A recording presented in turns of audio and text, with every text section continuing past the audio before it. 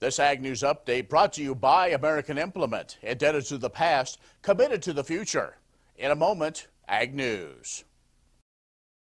Wolfter Construction and Irrigation has been around a long time, and a lot of folks have trusted them to design, build, and service all sizes of commercial and on-farm storage for grain and equipment. Wolfter is also known for their outstanding irrigation division, where they stock a complete selection of nozzles, regulators, drops, gear drives, electrical, and structure components. Looking for an electric motor? Wolfter has a large selection in single and three-phase. Next time, reach out to the pros who have decades of experience at taking care of business the right way. Wolfter Construction and Irrigation.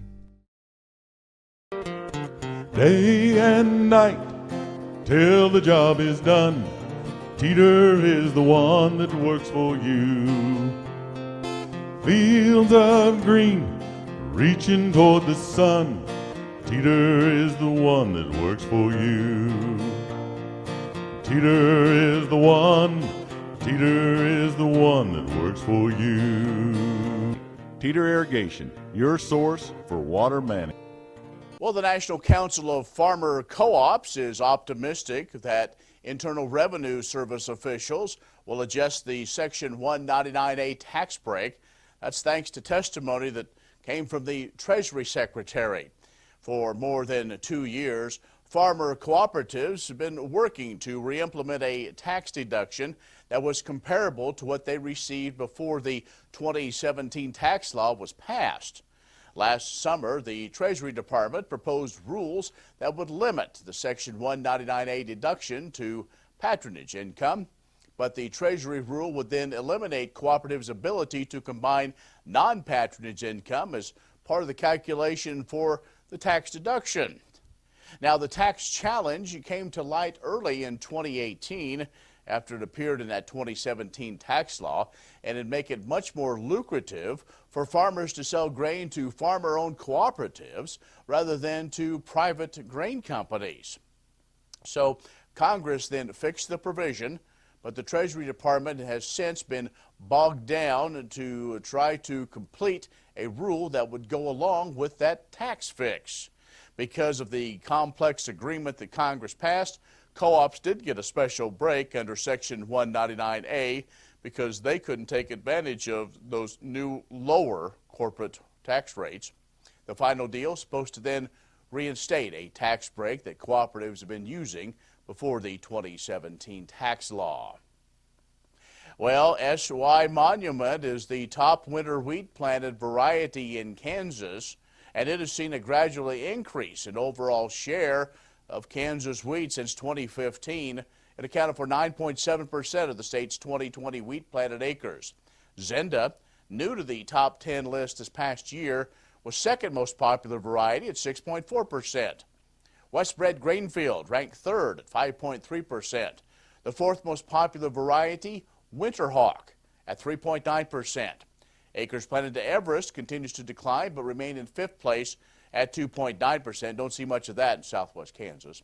Now, area planted with blended varieties, which wasn't included in the ranking by a variety, but those blends accounted for 11.1% of the state's planted acres. That's down from 13.6% a year ago.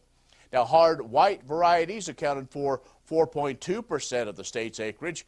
That was up from 3.7% last year. And Joe was the leading hard white variety, coming in at 2.3%. The Wheat Variety Project is funded by the Kansas Wheat Commission. Stay with us. More in a moment.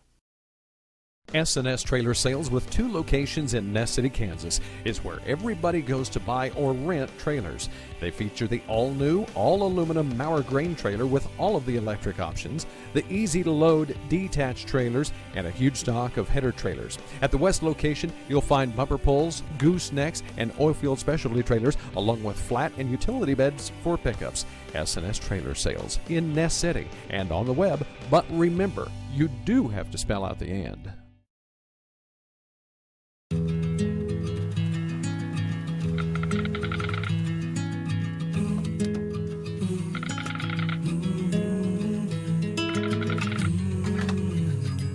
The cost of everything has gone up dramatically over the last 75 years. With one exception: keeping electricity affordable. Wheatland Electric, delivering energy for life, your Touchstone Energy Cooperative. The Agricultural and Food Policy Center at Texas A&M University has released a study highlighting the impact of market facilitation programs. When reviewing the impact of MFP 1.0 and 2.0, A&M discovered that the number of representative farms facing significant threat of shortfall was reduced by over 30%.